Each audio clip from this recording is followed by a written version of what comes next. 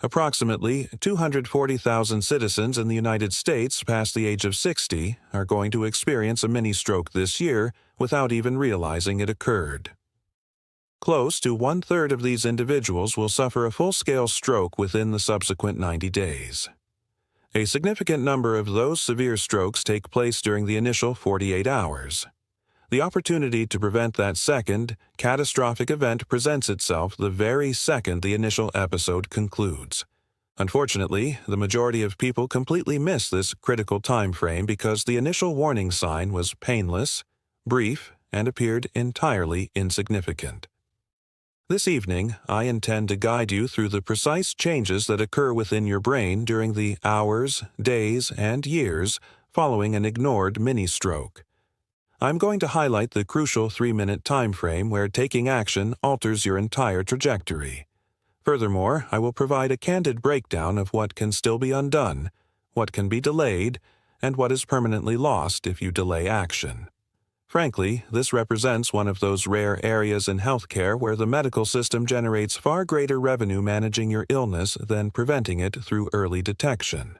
Therefore, allow me to dedicate the time that a typical 15-minute doctor's visit deprives you of, so I can illustrate the exact moment most individuals overlook. Imagine standing at your kitchen sink when your right hand suddenly feels remarkably heavy for roughly 40 seconds. The mug you are gripping does not slip out of your hand, though it comes incredibly close. As you place it on the counter, a peculiar sensation washes over one side of your face, which is not painful but rather entirely numb, as if that cheek belongs to a stranger. You briefly question whether you simply slept in an awkward position. Yet, by the moment you step into the adjoining room, the sensation completely vanishes. You take a seat and convince yourself that it was trivial.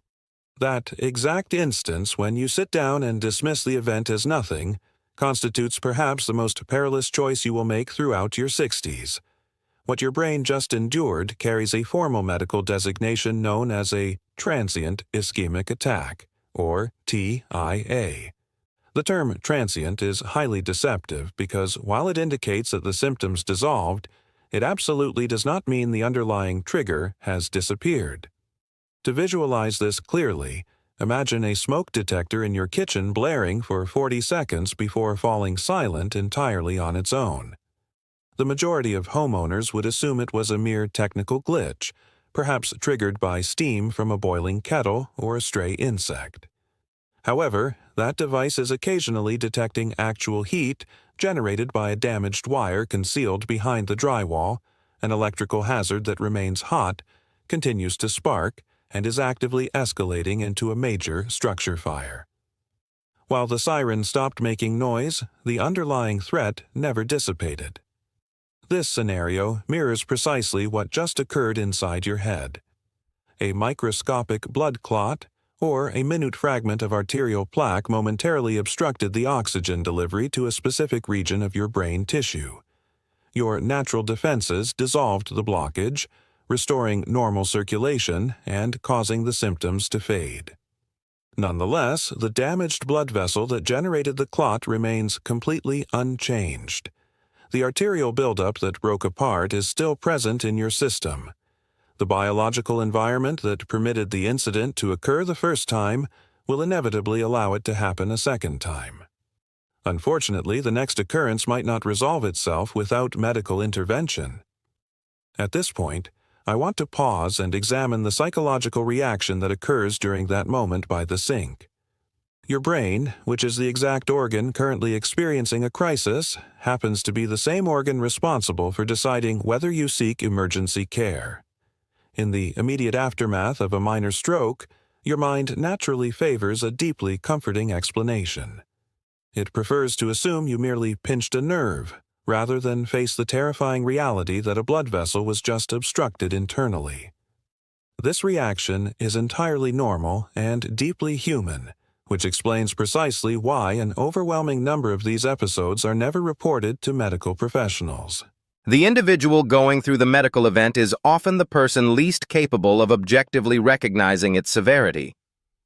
Because of this dynamic, a partner, a daughter, or a son who observes a single unusual minute in their aging parent carries far greater significance than they suspect. Let us look at what is unfolding on a cellular level during the initial hour after the symptoms subside. Microscopic cell death has already taken place within the specific zone of brain tissue that was temporarily starved of oxygen, even if it is not yet severe enough to manifest as a visible disability. Simultaneously, the brain begins secreting inflammatory chemical markers that, paradoxically, increase the likelihood of a subsequent clot adhering to that exact location. This specific time frame is when patients feel entirely healthy, leading the vast majority of them to take no action whatsoever. If you have been searching for this depth of clarity, which your previous physician simply lacked the time to provide, please continue watching. We are about to dive into the intricate details that are rarely explained with the necessary care. Consider this specific statistic, which ought to completely reshape your perspective on this condition. In a highly influential study featured in the medical journal The Lancet back in 2007, medical researchers followed individuals who had seemingly recovered fully from a suspected mini-stroke. Their data revealed that approximately 5% of those patients suffered a major, full-scale stroke within 48 hours of that initial warning sign. By the end of the first week, that statistical risk escalated to nearly 10%. Within a 3-month window, anywhere from 10% to 17% of those patients experienced a massive stroke, resulting in permanent disability for many and proving fatal for others. To express these statistics in straightforward terms, imagine a group of 100 individuals who dismiss a mini-stroke and seek no medical attention. Out of those people, between 10 and 17 will experience a catastrophic stroke within 90 days. Crucially, the absolute highest concentration of this neurological danger is packed into the first 48 hours. So, what exactly is transpiring within your cardiovascular system during that critical 2-day window? Recall our smoke detector analogy, where the siren has fallen silent, but the damaged electrical wiring deep inside the wall continues to spark. At this stage, the protective rubber insulation surrounding that wire begins to melt from the heat. Every minor electrical disruption directly increases the probability of a major failure. Your neurological pathways behave in an identical fashion following a TIA. The interior surface of the compromised blood vessel grows highly inflamed and sticky, making it far easier to trap passing debris or another clot. Blood platelets begin to accumulate rapidly along this uneven, damaged surface. Consequently, any sudden elevations in blood pressure become profoundly dangerous because the vessel wall has already been compromised from within. Additionally, there is a secondary biological process that rarely receives mention. Following a minor stroke, your blood-brain barrier, which functions as the protective filtration system shielding your neural tissues from dangerous compounds, becomes temporarily porous. This structural vulnerability explains why a secondary event inflicts significantly greater harm than the initial one, given that the brain's primary defenses are severely compromised. This phase also represents a time frame where transient symptoms might temporarily resurface, occasionally for a few seconds, or even during a peculiar day or two, marked by slight cognitive confusion, minor word-finding difficulties, or just a general sense of malaise. Aging adults frequently attribute these subtle red flags to inadequate rest, pharmaceutical side effects, changes in the weather, or simply growing older. Rest assured, it is not environmental factors, but rather your vascular system sending a warning that the crisis is far from over. There is a final element regarding this specific phase of recovery to consider. If you happen to be the spouse, daughter, or son of an individual in their 60s or 70s, you will likely be the observer who identifies a subtle change that the patient completely misses. This could manifest as a brief, vacant stare, a conversation left hanging mid-sentence, or a hand that awkwardly fumbles with a coffee mug for just a moment longer than normal. These are precisely the fleeting irregularities that the person experiencing them will automatically write off. As the external witness, you must trust your visual observations implicitly. If an action or behavior appeared unusual for even 15 seconds, address it explicitly that very day. Furthermore, I want to thoroughly debunk a widespread misconception because it carries the potential to cause severe medical harm. Numerous individuals hear the phrase mini-stroke and immediately reach for a bottle of aspirin. Their underlying logic dictates that since the drug thins the blood, it must provide some therapeutic benefit. The actual clinical reality demands far more caution because while aspirin can be highly beneficial, it should only be administered after a medical professional confirms via imaging that the event was ischemic rather than a localized hemorrhage. Approximately 15% of all strokes are hemorrhagic, meaning they are caused by a ruptured blood vessel inside the skull rather than a clot, and taking aspirin under those circumstances exacerbates the bleeding significantly. Avoid self-treating based on an assumption. Secure a definitive brain scan first, and only then initiate a medication regimen. Now, let us examine the long-term consequences if you choose to ignore these warning signs altogether. During the initial 12 months following an unmanaged TIA, your statistical likelihood of suffering a massive stroke is 5 to 10 times greater than a peer of the same age who has not experienced one. By the 5th year, roughly 25% to 30% of patients who overlooked a single minor episode will suffer either a full stroke or another profound cardiovascular emergency, most frequently a heart attack, given that the identical arterial disease releasing debris into your cerebral circulation is also dropping blockages into your coronary arteries.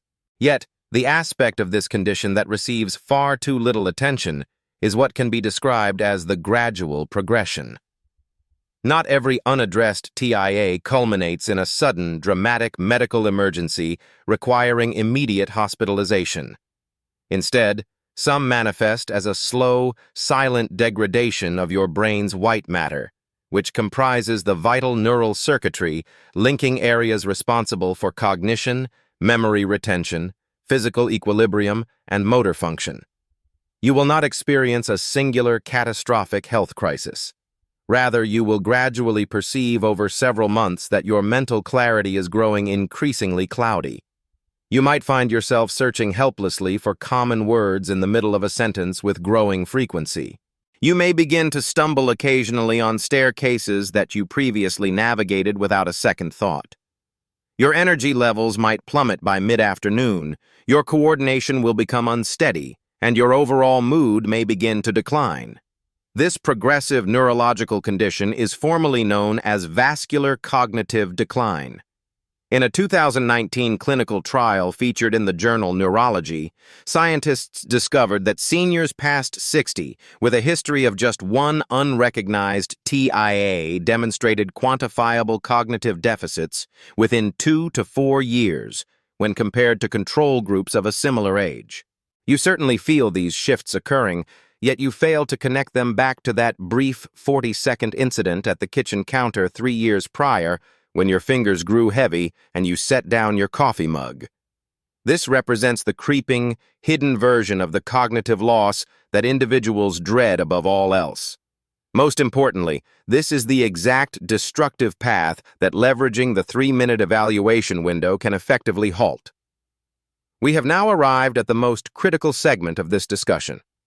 There is an essential diagnostic screening method that emergency room doctors employ to detect a stroke or mini-stroke while it is happening. It uses the acronym FAST, where every single letter represents a rapid clinical check you can perform in roughly 3 minutes. The F signifies face, the A represents arms, the S denotes speech, and the T stands for time.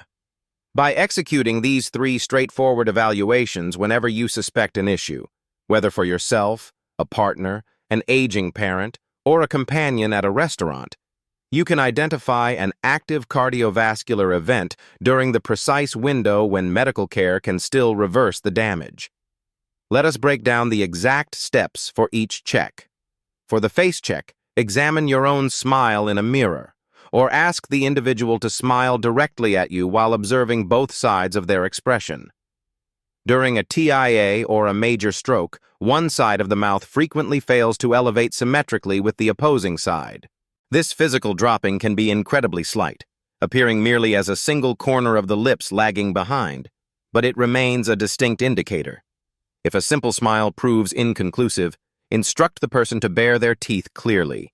This action will typically reveal a distinct lack of symmetry that was completely absent the day before. Moving to the arms check, extend both limbs directly out in front of the body with palms turned upward and eyes closed, maintaining this position for a full 10 seconds. If a stroke or TIA is occurring, one arm will involuntarily drift toward the floor or roll inward so the palm no longer faces up. The individual experiencing this neurological deficit rarely registers the movement, meaning you must observe them carefully from an external viewpoint. Next is speech, which involves reciting a straightforward phrase aloud, such as stating that the sky is blue today. Pay close attention to any slurred pronunciation, words arranged in an incorrect sequence, or any visible difficulty initiating the phrase from the start. Any instance of slurred vocalization in the absence of alcohol consumption almost invariably indicates an acute neurological issue. Finally, time dictates that the exact second any single one of these three symptoms manifests, even fleetingly, you must contact emergency services immediately rather than paging your physician, calling family members, or waiting for morning. Dial 911 immediately and state clearly to the dispatcher that you believe either you or your spouse is actively suffering a stroke. Making that immediate phone call is the essence of capitalizing on that 3-minute window. Let us examine why every passing second carries such immense weight. The advanced medical interventions capable of actively dissolving an obstructive clot, such as clot-busting medications like alteplase, are only effective if administered within approximately 4.5 hours from the absolute onset of symptoms. The more rapidly you arrive at an emergency department, the greater amount of functional brain tissue you manage to salvage. There is an enduring maxim within vascular neurology stating that time is brain. For every 60 seconds, a massive stroke remains unmanaged. An estimated 1.9 million vital brain cells perish permanently. However, even if the symptoms completely dissipate on their own and you are entirely convinced it was merely a temporary TIA rather than a major stroke, calling for help remains the absolute correct choice. This is because an emergency room can execute diagnostics on that very day that no at-home recovery strategy could ever replicate. They possess the capability to run advanced scans on your cerebral tissues and blood vessels, pinpoint the precise origin of the clot, and immediately initiate preventative pharmaceuticals to ensure a follow-up stroke never materializes. Take a brief moment right now to pause and perform one small action by subscribing to this channel, not as a personal favor, but to guarantee that our upcoming educational videos appear directly in your content feed. Every one of these vascular topics links seamlessly to the next, and this specific platform is dedicated to providing insights where the very next upload could be the one that saves the life of someone you cherish. Now let us walk through exactly what occurs following that emergency call, along with the proactive steps you can take over the subsequent days and weeks to ensure a major neurological event is avoided. Upon your arrival, the medical team will immediately prioritize imaging your brain, typically utilizing an MRI scan, alongside assessing your vasculature using a carotid ultrasound or a CT angiogram. Their diagnostic focus centers on two critical goals, which are determining the extent of any existing tissue damage and identifying the precise anatomical source of the clot or fragmented plaque. Clinicians generally trace these events back to three primary culprits, starting with the carotid arteries, which are the two major pathways in your neck delivering the bulk of blood flow to your brain. If advanced fatty buildup is discovered within these specific vessels, your medical team will likely initiate a discussion regarding a surgical procedure to clear the obstruction. The secondary origin point is the heart itself, where an abnormal cardiac rhythm known as atrial fibrillation can inadvertently launch microscopic clots directly into the cerebral bloodstream. If this arrhythmia is detected, an in-depth conversation regarding prescription blood thinners becomes virtually guaranteed. Vast numbers of seniors past 70 live with completely undiagnosed atrial fibrillation because they have never experienced a noticeable heart palpitation, meaning they only discover the condition during this type of emergency evaluation. The third common source is what medical professionals classify as small vessel disease, which involves the microscopic arteries deep within the brain becoming gradually compromised over decades due to chronic hypertension, unmanaged blood glucose, and systemic inflammation. Managing any of these three issues involves specific post-event protocols that you should proactively discuss with your doctor, and I want to emphasize the word discuss, as I am not advising you to alter any medication independently, but rather equipping you with the precise terminology to use during your next appointment. First and foremost is blood pressure management, as maintaining strict control over your readings carries more therapeutic weight than almost any other single intervention. Data published in the medical journal Stroke back in 2018 demonstrated that lowering systolic pressure below 130 in post-TIA patients slashed the likelihood of a secondary cardiovascular event by approximately 30%. The second pillar is cholesterol optimization, specifically targeting LDL, which is the specific lipoprotein responsible for arterial plaque, and current protocols from the American Heart Association strongly advocate for driving LDL metrics well under 70 for high-risk individuals, though your specific baseline remains a topic for your physician. Third is glucose management, since even marginal elevations in fasting blood sugar, commonly referred to as prediabetes, aggressively accelerates the degradation of the delicate microvasculature inside your skull. Discovering a hemoglobin A1C measurement higher than 6 is an important red flag that warrants a detailed discussion during that same clinical visit. The fourth consideration is your cardiac rhythm, meaning if your heart has ever experienced a skipped beat, a fluttering sensation, or any irregularity, even a single time years in the past, it deserves a thorough investigation via a wearable diagnostic monitor. This is vital because atrial fibrillation can remain entirely asymptomatic for years while continuing to release dangerous clots into circulation. Fifth, and arguably the most frequently neglected risk factor, is sleep hygiene, as unmanaged sleep apnea stands out as one of the most powerful catalysts for stroke among adults past 60. If you are known to snore loudly, experience nocturnal gasping, or wake up feeling exhausted despite getting a full 8 hours of rest, you should absolutely address these symptoms with your practitioner during the same consultation. Moving beyond pharmaceuticals, medical literature highlights several lifestyle adjustments that exert a profound impact on long-term outcomes. Engaging in a brisk walk for 30 minutes a day at least 5 days per week has been shown to significantly decrease the rate of stroke recurrence among TIA survivors.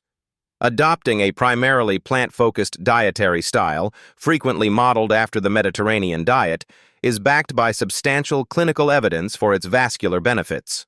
Restricting daily sodium consumption toward 1,500 milligrams is equally critical if you are battling elevated blood pressure. While these lifestyle habits might sound trivial, they are remarkably potent. When combined, they reduce the 5-year recurrence rate of strokes by roughly 30% to 50%, according to long-term longitudinal studies.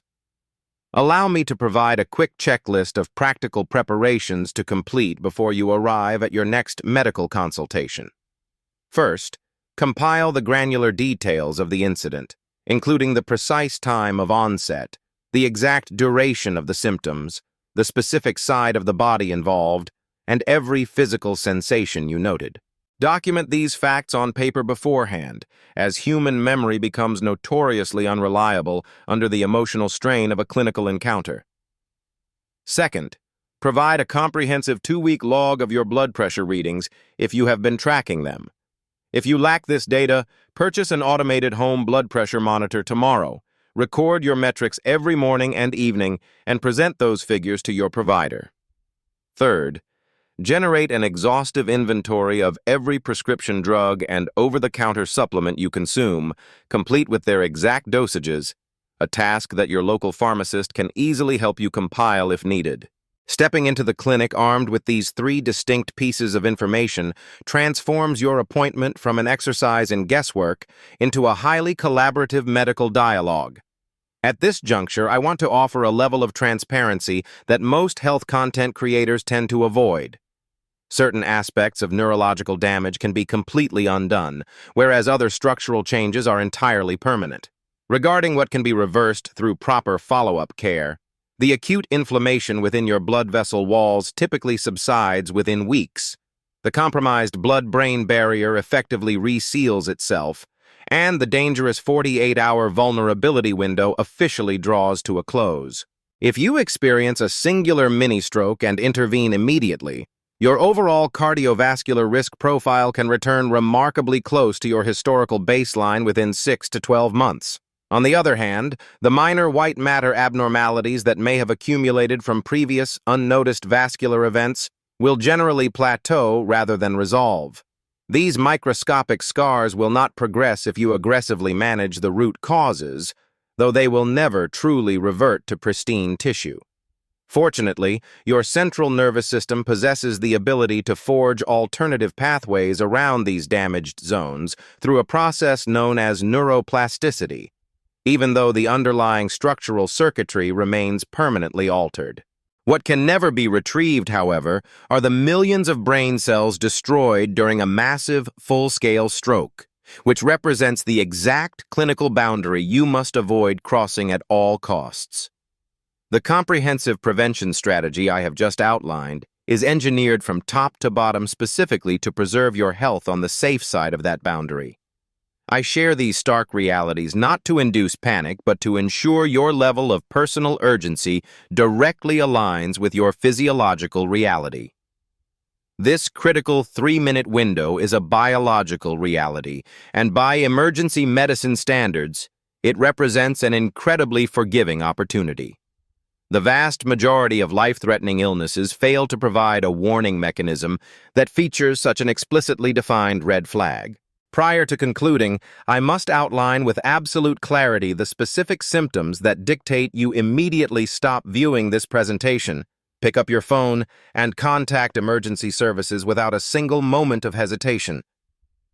Watch for any abrupt loss of strength or numbness isolated to one side of your frame, affecting your face, arm, leg, or a combination of these areas, regardless of whether the sensation resolves within a brief period. Take immediate note of any sudden difficulty articulating words, comprehending spoken language, or experiencing an abrupt inability to retrieve simple vocabulary. Be alert to any sudden alteration in your vision in a single eye, such as a sensation akin to a dark curtain falling across your field of view or a sudden cloudiness that cannot be cleared by blinking. Respond immediately to an uncharacteristic, excruciatingly severe headache that feels completely unique, a phenomenon frequently described in emergency rooms as the worst headache of one's entire existence. Finally, do not ignore an abrupt loss of equilibrium, unexplained vertigo, or sudden difficulty walking that develops over the span of a few minutes. These critical indicators, even if they completely resolve within seconds, demand an immediate 911 call rather than an email to your primary care clinic, waiting for the sun to come up, or watching to see if the symptoms reoccur. Taking this path is not overreacting.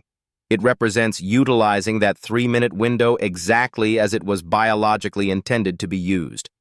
Furthermore, under no circumstances should you attempt to drive yourself to the clinic, nor should you allow a family member to transport you in a personal vehicle.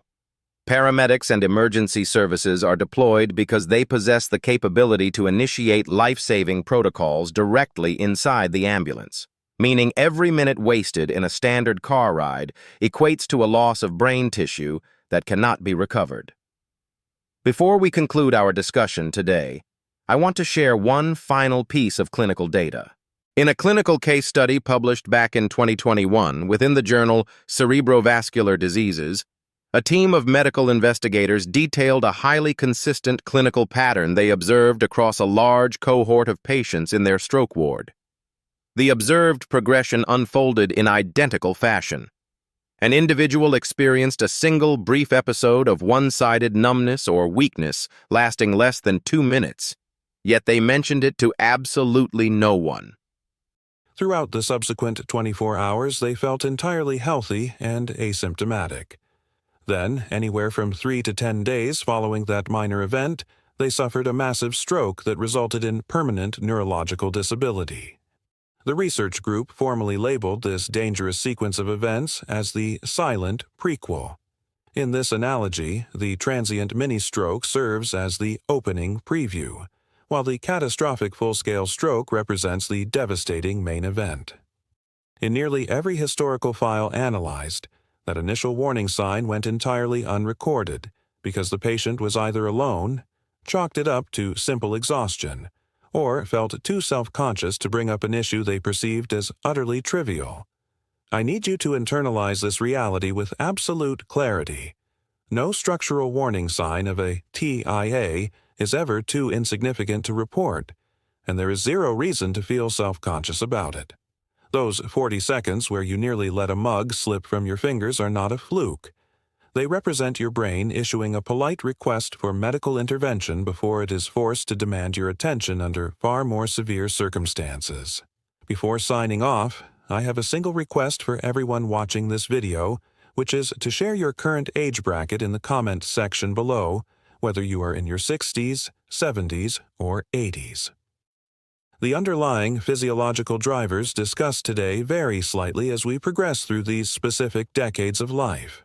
For instance, past the age of 70, arrhythmias like atrial fibrillation become an exponentially larger catalyst for stroke, which alters the standard preventative strategy accordingly. The deeper my understanding of our audience demographics, the more accurately I can tailor our future clinical breakdowns, so I simply ask that you leave your current decade in the comments below. While you are typing your response, please share the city or country you are tuning in from, as understanding our geographic reach is incredibly helpful as well. I want to leave you with this parting thought. This 3-minute assessment window is arguably the most benevolent warning mechanism your anatomy provides throughout your 60s and 70s. Virtually no other life-altering medical emergency offers such an extended, unambiguous, and highly reliable alert phase. Your central nervous system almost invariably chooses to whisper its warnings long before it is forced to scream them. That initial whisper manifests as a minor, transient attack, whereas the eventual scream is the catastrophic event that permanently deprives you of functions you can never recover. If you have experienced any unusual symptom over the past few months that you chose to ignore, such as a brief minute of sudden weakness in a hand, an instance where your reflection looked asymmetrical, a sentence that emerged completely jumbled, or a fleeting moment where your vision clouded in one eye, please schedule an appointment to discuss it with your medical provider this very week, rather than waiting months for your annual physical examination. Inform them of the exact date it occurred, its total duration, and which side of your body was affected, and explicitly inquire whether a diagnostic brain scan is warranted. Having that precise conversation is the exact proactive step that shatters the countdown toward a major medical crisis. Protect your neurological health because it is the only mind you will ever possess, and I look forward to seeing you in our upcoming presentation.